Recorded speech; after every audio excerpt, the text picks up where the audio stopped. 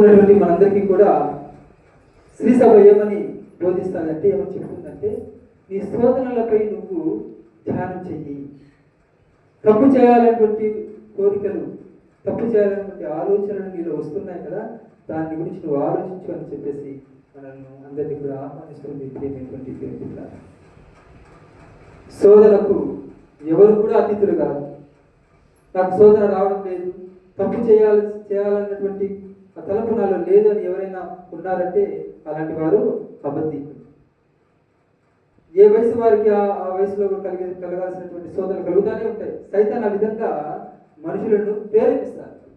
చిన్న బిడ్డకు, ఒకవేళ చిన్న బిడ్డ ఉందనుకో, ఆ అబ్బాయికి లేదా అమ్మాయికి ఏమైనా శోధన కలుగుతుంది. ఇంట్లో ఏదైనా మీరు చాక్లెట్లు తినవద్దని చెప్పి అక్కడ పెట్టారనుకో, ఆ బిడ్డకి ఏమైనా శోధన కలుగుతుంది. ఆ చాక్లెట్లు తినాలి, దొంగతనం చేసేనా తినాలా, అది శోధన.